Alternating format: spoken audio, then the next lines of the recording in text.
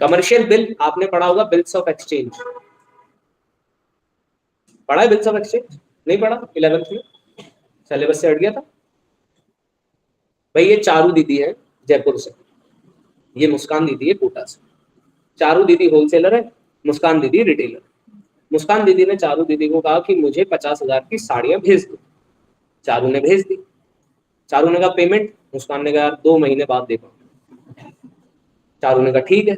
चारू ने एक बिल बनाया, बिल बना के मुस्कान को दिया, मुस्कान ने साइन करके चारू को दे दिया। ये बन गया चारू के लिए बिल्स रिसीवेबल, और यही बिल मुस्कान के लिए बन गया बिल्स पेएबल।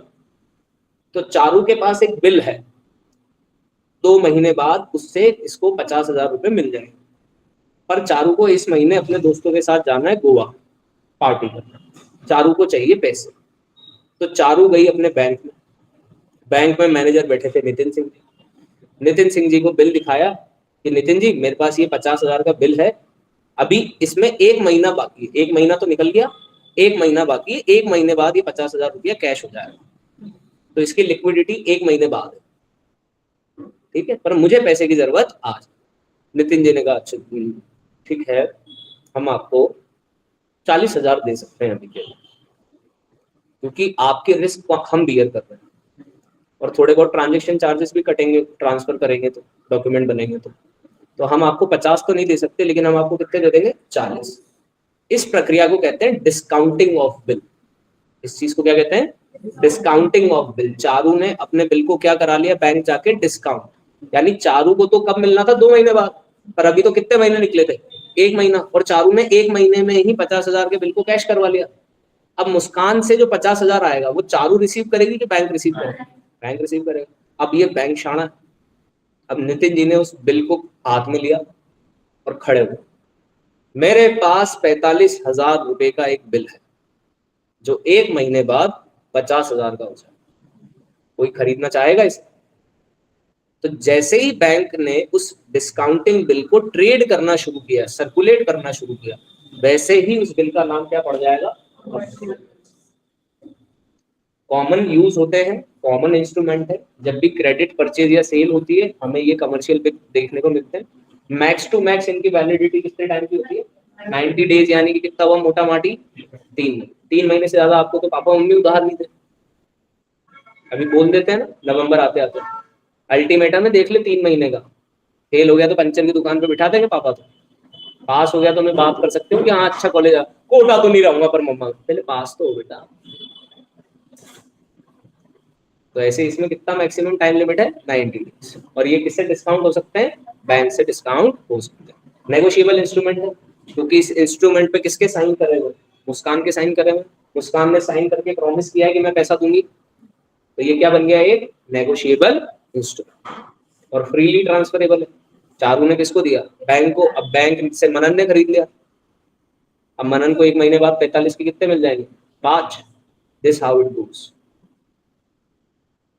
चारू को पैसे की जरूरत थी, चारू ने 10,000 का नुकसान उठाया, बैंक ने 40 का उठा के 45 में बेचा, 5 का फायदा उठाया। मनन ने 45 का खरीद के 50 लिए, मनन ने 5 का फायदा। This how it goes the commercial. आप सोच सकते हो कि कोई इंसान क्रेडिट कार्ड से बिलियन मिलियन डॉलर की बिल्डिंग खरीद ले, क्योंकि क्रेडिट कार्ड पे डिस्काउंट चल रहा है। ऐसे भी संख्य लोग हैं दुनिया में जिन्होंने बिल्डिंग ही क्रेडिट कार्ड पे खरीदी। पैसा रखा हुआ है, पैसे की जरूरत दिक्कत नहीं है, कल के कल क्रेडिट कार्ड में डाल देंगे पूरा, पर आज क्रेडिट कार्ड से इसलिए खरीदा है क्योंकि डिस्काउंट 10% ज्यादा मिला। अगला नाम,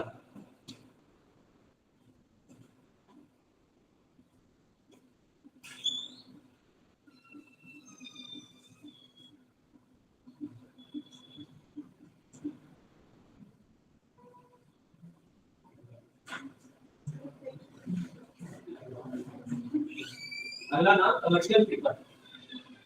क्या मिला अगला नाम? Commercial paper. इसका सबसे पहले भारत में अस्तित्व 1990 के आसपास आया।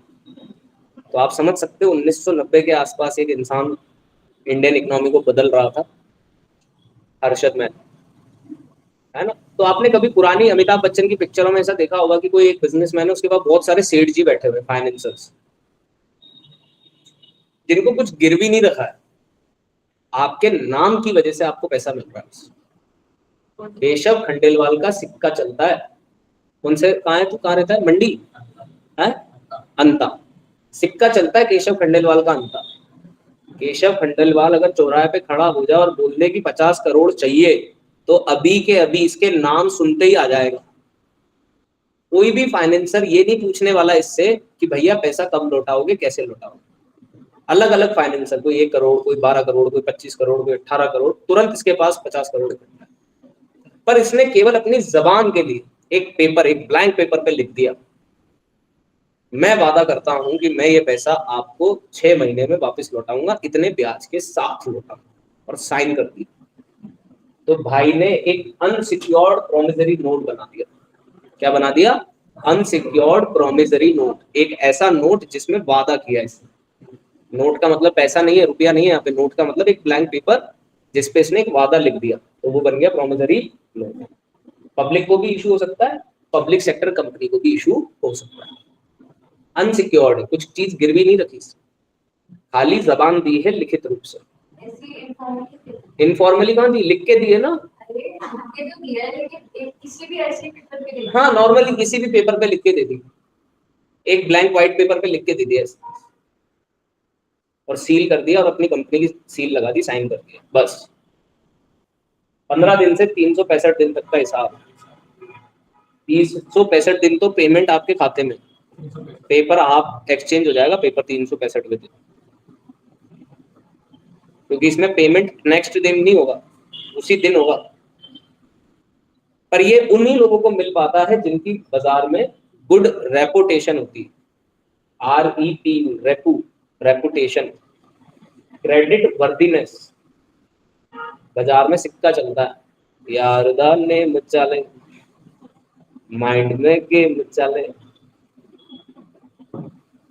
यूजुअली कमर्शियल पेपर आज के समय कमर्शियल बैंक्स और म्यूचुअल फंड्स बहुत इजीली यूज करते हैं और आपस में पैसा लेन देन करने में मदद करते हैं। वो आपके वो होते हैं स्टैम्प पेपर्स, वो स्टैंपिंग होती है। हाँ, ऊपर 1000 रुपया 2000 लिखा है। जैसे आप प्लॉट की रजिस्ट्री कराते हो, तो रजिस्ट्री कराते हो तो आपको स्टैंपिंग करवानी पड़ती है, आपको रेवेन्यू डिपार्टमेंट, ट्रेजरी डिपार्टमेंट से वो स्टैंप खरीदने पड़ते हैं। हमारे देश में तो ऐसे लोग हैं जिन्होंने वो भी फर्जी बना दिए थे। उससे बना तेलगी स्कैम, जिस पे अगला स्कैम आया, हर्षद मेहता की वेब सीरीज के बाद अगला स्कैम सीरीज आई थी तेलगी स्कैम, वो यही है ना। एक ऐसा ग्रेजुएट करा हुआ इंसान जो कि रेलवे में मूंगफलियां बेच रहा है अपनी मार्कशीट की जेरोक्स पे, कि मैंने इतनी डिग्रियां ले ली, किस काम की, मूंगफली खाओ आप तो इसको। फिर उसने ये जो स्टैंप होते थे, इन स्टैंप को फर्जी बना दिया। ऐसा नया पेपर, बिल्कुल बॉन्ड पेपर, कि आप आइडेंटिफाई नहीं कर सकते कि ओरिजिनल स्टैंप है कि नकली। 3000 करोड़ का स्कैम। इसलिए आज के जमाने में ई स्टैंपिंग होती है, डिजिटल स्टैंपिंग हो जाती है। हाँ, जैसे फर्जी के नोट। यूजुअली कमर्शियल पेपर जो है वो यूज किया जाता है फ्लोटेशन कॉस्ट के लिए। अब आपके सामने एक नया पर्पज आ गया, फ्लोटेशन कॉस्ट। पैसा लाने के लिए पैसा खर्च करना पड़ेगा, पैसा लाने के लिए पैसा खर्च करना पड़ेगा। टाटा कैपिटल को पैसे चाहिए थे, तो टाटा कैपिटल ने 310 रुपए पे शेयर निकाला। तो 310 रुपए का शेयर बेचने के लिए उन्होंने, पेपर का नाम है द इकोनॉमिक टाइम्स, इसके फ्रंट पेपर पे ऐड दिया। तो पैसा लगा होगा कि ये इकोनॉमिक टाइम्स कोपा जी का है कि हाँ बेटा ऐड लगा होगा। पैसा लाने के लिए, शेयर मार्केट से पैसा उठाने के लिए भी पैसा खर्च हुआ। ऐड देने के लिए, रजिस्ट्रेशन चार्जेस, अथॉरिटीज को जो फीस जमा होगी, तो पैसा लाने के लिए भी आप क्या कर रहे हो, पैसा खर्च। वो पैसा खर्च कर रहे हो ताकि जिससे पैसा आए।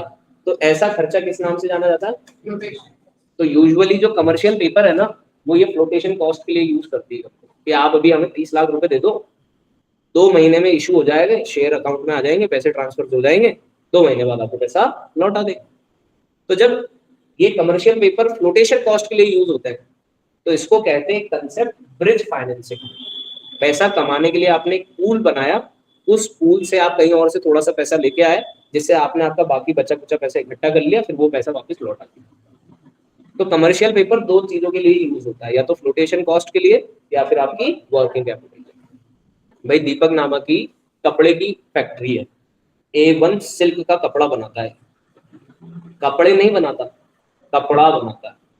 थान बनाता है, रोल्स बनाता है, 15 मीटर का रोल बनता है एक ही बारी में सिल्क का, हर कलर में, हर टेक्सचर। ठीक है। केशव खंडेलवाल की कंपनी है सऊदी अरेबिया, और इसको वहां पर समथिंग समथिंग इतने मीटर में कपड़ा चाहिए, है ना, 4 कंटेनर जाएंगे यहाँ से। तो अब इसको ऑर्डर तो मिल गया, पर पैसा थोड़ी है इसके पास। ऑर्डर बनाने के लिए इसको क्या चाहिए, पैसा चाहिए। वो क्या कहलाएगी, वर्किंग कैपिटल। उसके लिए इसने क्या इशू कर दिया, कमर्शियल पेपर, और पैसा उठा लिया, ऑर्डर बना दिया, माल सप्लाई कर दिया, पेमेंट आ गया, पेमेंट से कमर्शियल पैसा जो पेपर का पैसा है वो लौटा दिया। ऐसे ही तो होता है बिजनेस, खुद के पैसे से थोड़ी होता है बिजनेस। तो अभी तक हमने कितने नाम पढ़े, 4। सबसे पहला नाम पढ़ा, दूसरा नाम पढ़ा, तीसरा नाम पढ़ा, चौथा नाम पढ़ा, 5वां नाम है सीओडी, कैश ऑन डिलीवरी नहीं, सर्टिफिकेट ऑफ डिपॉजिट। वैसे तो ये टाइम डिपॉजिट है, सेकेंडरी मार्केट में बेचा जाता है, यानी कैपिटल मार्केट में, पर यूजुअली मनी मार्केट के प्लेयर करते हैं, इस वजह से अपन इधर पढ़ रहे हैं, क्योंकि सर्टिफिकेट ऑफ डिपॉजिट केवल कमर्शियल बैंक इशू करते हैं। कौन इशू करते हैं, बैंक। जैसे आप एफडी कराते हो, तो एफडी तो आपके अकाउंट से होगी, आपका अकाउंट नंबर अलॉट होगा, पर बैंक ये बोले 1 लाख रुपए जमा करा दो, 6% ब्याज ले जाना 1 साल बाद। और ये 1 लाख जमा करवाने के लिए कोई खाता वाता नहीं खोलना, आपको एक सर्टिफिकेट दे देंगे। ये सर्टिफिकेट प्रमाण है कि आपने हमारे पास 1 लाख रुपए डिपॉजिट करा है। ये प्रमाण है कि आपने मुझे कितने रुपए जमा कराए, 1 लाख रुपए जमा करा। ये बियरर सर्टिफिकेट है, जस्ट लाइक दिस नोट, है ना। ये मनन जोशी है ना, भांग खा के बैठा हुआ था। इसको एकदम से न्यूज़पेपर में पढ़ने में आया कि सेंट्रल बैंक ऑफ इंडिया जो है, आरबीआई नहीं, दूसरा जो पब्लिक सेक्टर बैंक है, सेंट्रल बैंक ऑफ इंडिया, उसने सर्टिफिकेट ऑफ डिपॉजिट इशू करा है। तुरंत अपने पैसे लेके चला, भाई साहब 5 लाख के दे। बोले क्या, बोले सीओडी। ठीक है, इसको बियरर सर्टिफिकेट मिल गया। मैं और केशव बाहर ही बीड़ी पी रहे थे, हमें दिख गया, ही बाहर आता हुआ, रात में लहराता हुआ आ रहा था। मैंने कहा Keshav Activa start, Activa start करी, जैसे इसका हाथ ऊपर आया मैंने पकड़ा, सर। अब वो सर्टिफिकेट ऑफ डिपॉजिट किसका हो गया, हाँ, क्योंकि उस पर नाम तो लिखा ही नहीं है मनन जोशी। वो कैसा सर्टिफिकेट है, बियरर, जैसे जस्ट लाइक बियरर डिबेंचर्स, जिसपे डिबेंचर होल्डर का नाम नहीं लिख, जिसके पास है उसका। हाँ, भगवान करे तुम्हें रोज सड़क पे तुम जाओ और 1 करोड़ का बैग काला मिल जाए जिसपे किसी का नाम नहीं लिख रहा हो, और तुम रोज वो 1 करोड़ का बैग उठाओ और अपने घर ले जाओ, तो वो 1 करोड़ किसके हो गए, तुम्हारे हैं। नहीं हो ना तुम इंसान, हो ना राक्षस, है। यूं तो नहीं राम जी के मंदिर में जाके कि प्रभु ना जाने किसका रुपया है, हम तो आपको दान कर दिए हैं, 20 लाख है ना, हम तो आपको दान कर दिए। हाँ, घर के मंदिर में ये अगरबत्ती तक नहीं लगा रहे, है ना। तो ये सर्टिफिकेट ऑफ डिपॉजिट भी नेगोशिएबल इंस्ट्रूमेंट है और ट्रांसफरेबल है, क्योंकि बियरर सर्टिफिकेट है तो खरीदे बेचे जा सकते हैं। अगर आपको जल्दी पैसे की जरूरत पड़ जाए, अब बेच दो आप, यार मेरे पास 1 लाख का है, इस पे 1 साल बाद 6% ब्याज आएगा, ये 1,06,000 का हो जाएगा, तो मुझे 1,02,000 दे दे, मैं तेरे को दे देता हूँ। अब वो आपको पैसे की जरूरत है तो आप देखो, ज्यादा जरूरत है तो 90 में भी बेच लोगे, जस्ट अ मिनट। और ये यूजुअली सर्टिफिकेट ऑफ डिपॉजिट किस पे इशू होते हैं, डिस्काउंट पे, कि भैया 1 लाख का डिपॉजिट है पर 95,000 में दे रहे, है ना। इसमें इंटरेस्ट रेट वाला कंसेप्ट, इसमें वही ट्रेजरी बिल वाले कंसेप्ट है, डिस्काउंट पे इशू होंगे, रीपे आपको पार पे।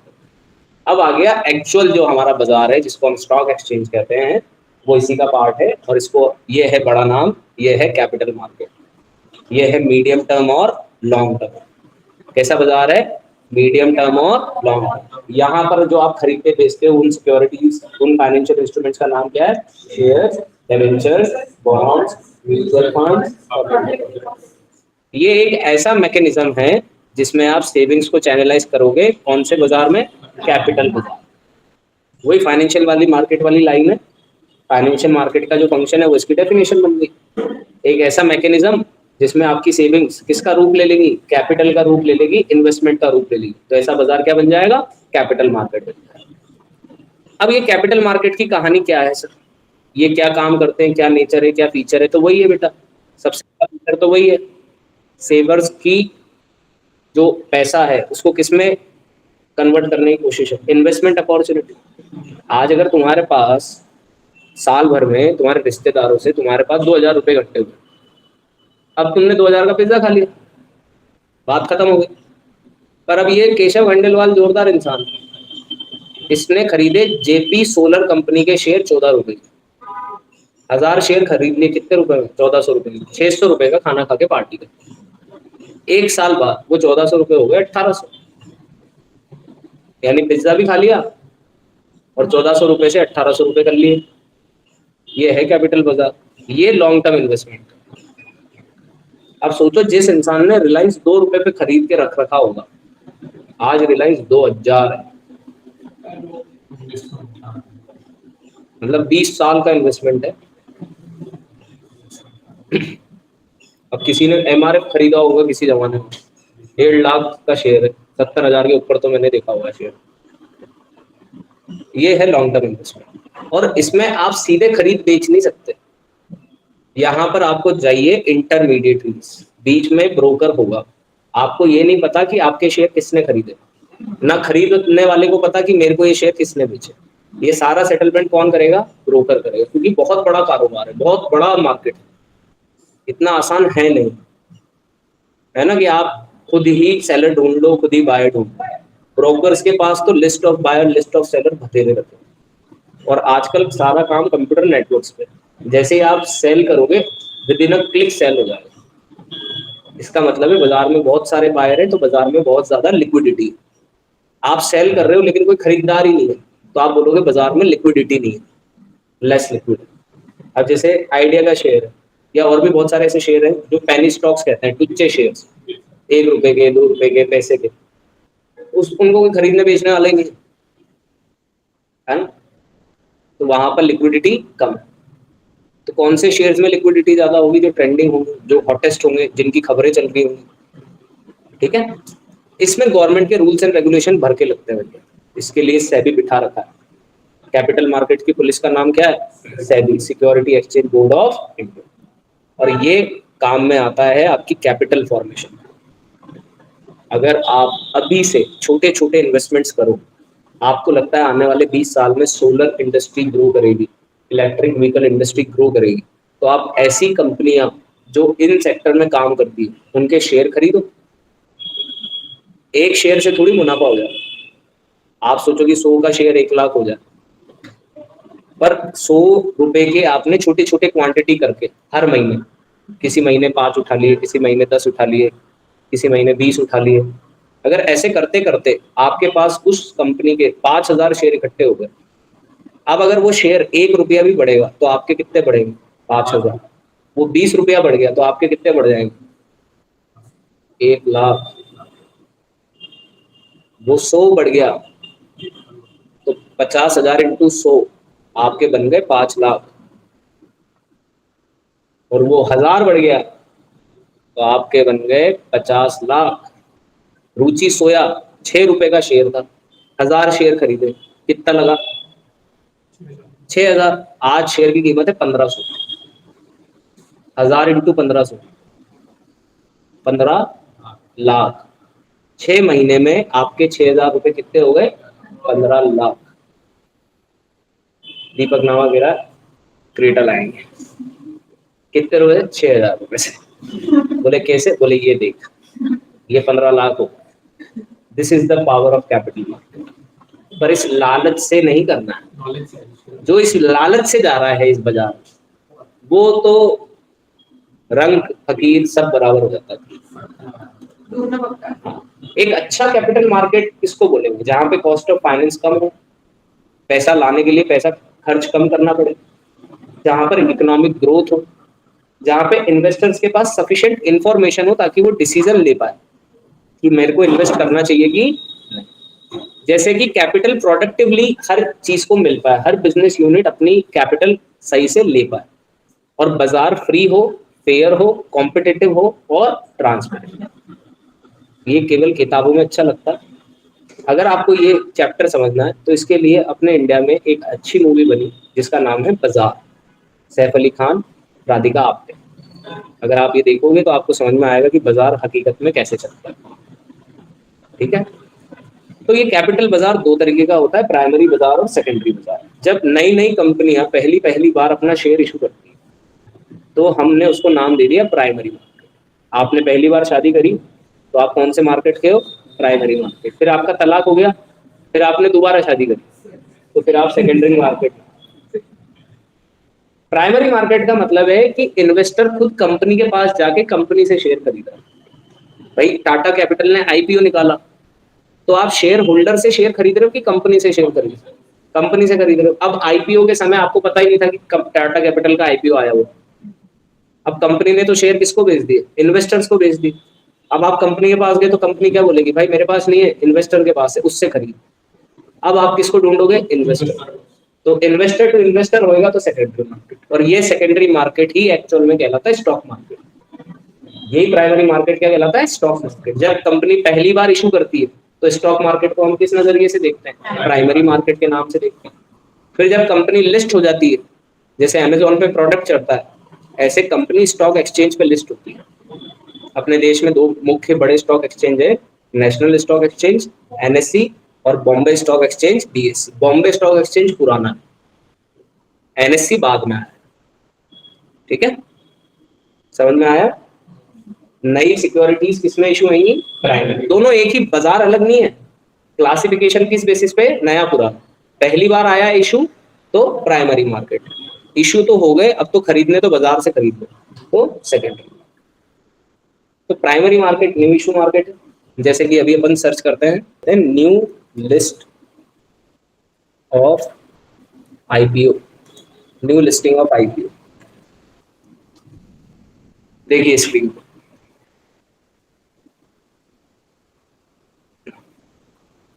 यहाँ पर पहली वेबसाइट कौन सी है बेटा? NSC India, national stock exchange .com की ऑफिशियल वेबसाइट है। जैसे आप इस पे गए, ये न्यू स्टॉक लिस्टिंग की जानकारी दे रहा है आपको, ऑफिशियल डाटा है, कोई बेवकूफ नहीं बना रहा है यहाँ पे आपको।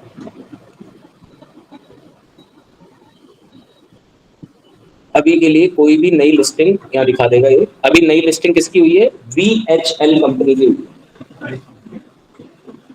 किसकी हुई है? कितने रुपए का क्लोज हुआ है पिछला? 4152 रुपए का शेयर। अब अपन देखते हैं आईपीओ इन नवंबर मंथ, नवंबर 2025। इस महीने कौन सी कंपनियां अपने शेयर इशू कर रही हैं? तो जैसे हम देखें तो यहाँ पर एक वेबसाइट हमें वापस मिली, एनएससी की वेबसाइट ही यूज करते हैं जो कि ऑफिशियल है। किसी और पे क्यों जाना जब मार्केट खुद हमें डाटा दे रहा है। तो एनएससी की वेबसाइट पे जैसे अपन गए तो देखो यहाँ ऊपर भी ऑप्शन दे रखा है इन्होंने आईपीओ का, ये रहा है ना। अब अभी दो आईपीओ इशूड है, एक कंपनी का नाम है billion brain garage ventures limited, security का टाइप है इक्विटी शेयर है। कितने ऑफर कर रहे हैं? 36,47,76,518। अभी तक कितने लोगों ने अप्लाई कर दिया है? 11,21,00,000 ने कर दिया है। कंपनी कितने रुपए में सब्सक्राइब करवाना चाह रही है? सब्सक्रिप्शन कैटेगरी कितनी है? 0.31। प्राइसिंग नहीं है अभी, अभी इसकी प्राइस नहीं है क्योंकि अभी तो जब मार्केट में आएगा तब प्राइस डिस्कवरी होगी। दूसरी कंपनी कौन सी है? श्रीजी ग्लोबल एफएनजी, ये है एसएमई, स्मॉल मीडियम एंटरप्राइज। 4 नवंबर को इशू हुआ है, खत्म कब होगा? 7। आप चाहो तो इन कंपनी में पैसा लगा सकते हैं। आपको कोई भी कंपनी सर्च करनी है, आप जैसे यहाँ पे अपन सर्च करते हैं टाटा मोटर्स, आपने सर्च किया टाटा मोटर्स, तो क्या टाटा मोटर एनएससी पे लिस्ट में है क्या? एनएससी पर आती है क्या? तो ये आ गया टाटा मोटर, नीचे आ गया टाटा मोटर, ये आ गया टाटा मोटर, ये हिंद मोटर भी आ गया। जैसे ये लेते हैं Tata power company limited, NSC India इस पे आपको पूरा डाटा दे देगा। आज बाजार बंद था आई थिंक सो, है ना? नहीं चल रहा था बाजार, 4 नवंबर ही दिखा रहा है स्ट्रीमिंग 5:30। ये टाटा मार्केट की पूरी रिपोर्ट आ गई। टाटा में कितने लाख का ट्रेड वॉल्यूम चल रहा है? 61 लाख का ट्रेड वॉल्यूम चल रहा है। टोटल कितने करोड़ की ट्रेडेड वैल्यू है? 245 crore traded value. Tata power की टोटल मार्केट कैप 1,28,000 करोड़ है, ये उनकी मार्केट कैपिटल है। इस शेयर की अपर बैंड लिमिट है 450। इससे ऊपर गया तो सर्किट लगा देंगे, रोक देंगे। ऐसा क्या हो गया कि एकदम से ये ट्रेड इससे ऊपर भग रहा है, कहीं इसमें कोई हेरा फेरी तो नहीं हो रही। और अगर ये ट्रेड, ये शेयर 367 से नीचे आ गया तो ये इसका लोअर बैंड है, तो भी ट्रेडिंग रोक देंगे। इसको कहते हैं सर्किट्स। ये कौन ध्यान रखता है? सेबी। 52 हफ्तों में, 52 हफ्ते यानी साल भर में सबसे हाई जो गया है ये अभी तक 454, और सबसे नीचे गया है 326। इसमें डेली वॉलेटिलिटी है 1.67, इतना उछाल रहता है इसमें। ये शेयर कब लिस्ट हुआ था? 3 अप्रैल 1996 को लिस्ट हुआ, तब से ये शेयर है, आज तक है। और ये कौन से इंडेक्स में दिखता है? निफ्टी नेक्स्ट 50 में दिखता है। इसका प्रॉफिट अर्निंग एडजस्टेड है 29, और इसका सिंबल प्रॉफिट अर्निंग है 30। ये है फंडामेंटल अकाउंटेंट्स का डाटा। इतना परसेंट प्रॉफिट अर्निंग है इसमें, इस तरीके से। ये इसका चार्ट, ये नीचे आपको चार्ट दिख रहा है, 404 से गिरना शुरू हुआ, 402, 400, 400, 400, 400, 400, 403, अभी 4, मतलब अभी अगर आपने 404 पे खरीदा होता तो आप अभी लॉस में हो 4 में। अब आपके 1000 शेयर होते तो 4000 के लॉस में हो, 10 लाख शेयर होते तो 4 लाख के लॉस, 40 लाख के लॉस में। भाई एक शेयर पे 4 रुपए का लॉस है, एक शेयर खरीदते तो 4 रुपए का लॉस है, 10 शेयर खरीदते तो 40 रुपए का लॉस है, 1 करोड़ शेयर खरीदते तो 40 करोड़ का लॉस। आई बात समझ में? तो टाटा पावर, ऐसे आप कोई भी कंपनी बोलो ना, सारी कंपनी इसका डाटा आप सीधे ऐसे तो गूगल पे डालो ना, आपने लिखा हाँ ये ले इन्फोसिस शेयर,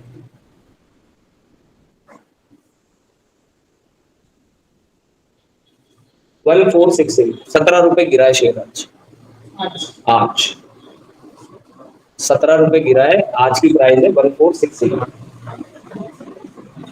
अब अगर मैं इसका चार्ट, इसने एक्चुअली चार्ट नहीं दिया अभी बना के क्योंकि लोड हो रहा है, ये आ गया चार्ट।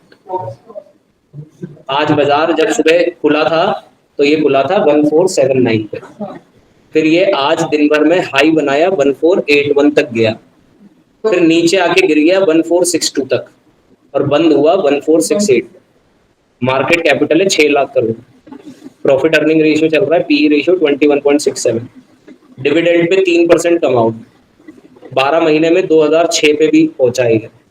तो अपर बैंड और लोअर बैंड अलग-अलग होते हैं। हाँ अलग-अलग कंपनी के, जैसे टाटा के 4 समथिंग 467। हाँ तो सबका बैंड अलग अलग हुआ, यहाँ पे अपर बैंड नहीं है, ये तो 52 वीक हाई है। 12 महीने में सबसे ज्यादा हाई प्राइस कितनी रही है इसकी?